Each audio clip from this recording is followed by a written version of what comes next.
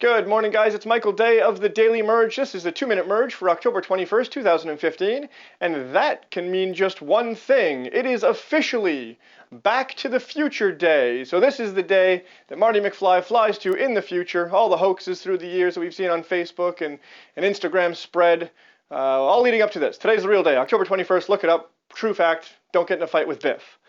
Our first story today comes out of Canada. Big news for Canadian progressives and liberals. Yesterday they had or when you're seeing this, Monday, they had their general election.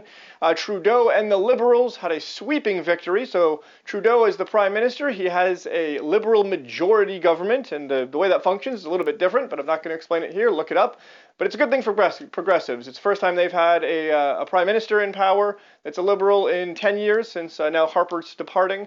And certainly the first time they've had a majority government in quite some time. So congratulations, Canada. Way to get out to the polls. Way to make your vote count. Proud of you.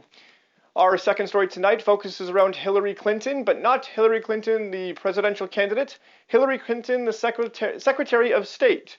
On Thursday, she is due to testify for her involvement in the deaths of the 4 Americans and the ambassador in Benghazi, those terrorist attacks. This is a very partisan issue. Republicans say that they want her to be held accountable for her actions, up to and including not being eligible to be president.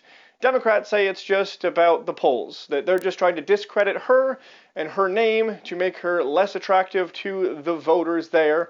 There is a preponderance of evidence stating that that's the case, even Republicans slipping and saying that it is about the poll numbers, but I'm not going to get into that. If you think Benghazi is a big issue, it's an exciting week for you because the truth should come out on Thursday, or probably just more government bureaucracy avoiding the truth. Either way, Thursday she's testifying. And our last story tonight, and I touched on this in the cutoff as a joke, but it has continued and developed into a real story, so I feel obliged to cover it. I mentioned that Trump went on the offensive and reminded America that George Bush was the president during the 9/11 terrorist attacks. Jeb fired back, and actually a line that he used in debate, "My brother kept us safe."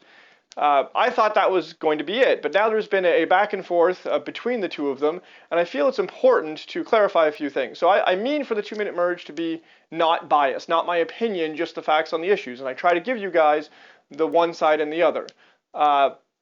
This time I got to lay into it and go real progressive here, just because the reality is such that that's just the reality of the situation. It happens to be progressively favorable, I suppose.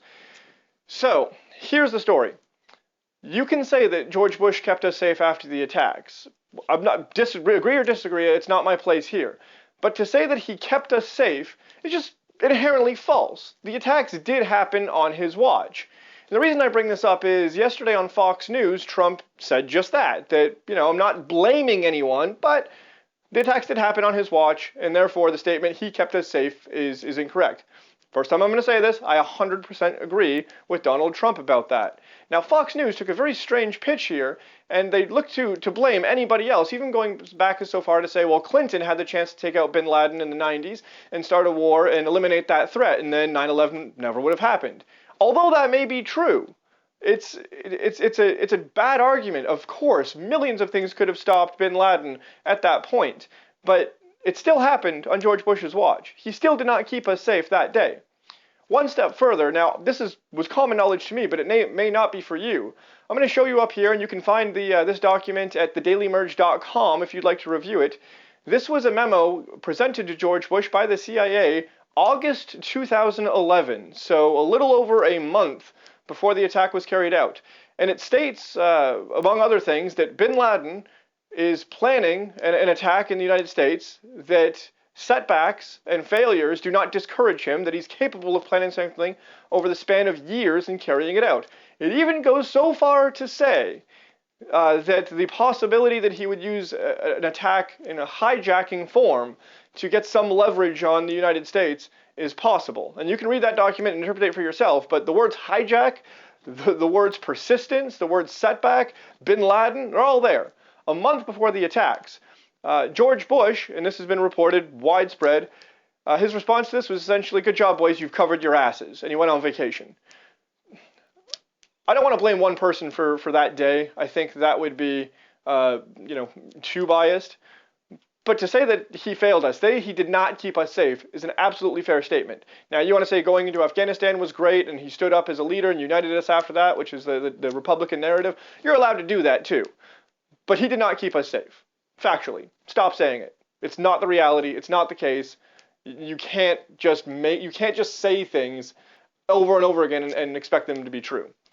And so much to say is that the Republicans want to have it both ways. So the economy was collapsing when Bush left office. It wasn't still peaking. It wasn't still it was collapsing. It was in the middle of the collapse when Obama took over. And the narrative is that the poor economy and the poor recession and all that was Obama's fault. And we had one of the best recoveries ever on Wall Street. Didn't happen to Main Street. But again, you can't blame Obama for something that happened in George Bush's term and then not blame George Bush for something that happened in George Bush's term. It's ridiculous. So again, I know that if any right-wing viewers are watching, you've got a million things to say, and that's fine. Leave them in the comments. We can discuss. But George Bush didn't keep us safe. The towers fell on his watch. He had some warning that something was going to happen, and so far as we know, he took no action to stop it. So that's that. Sorry that got a little bit in depth, but that is the 2-minute merge for today. We will see you tomorrow with The Plunge. Thanks for listening, guys. See you next time.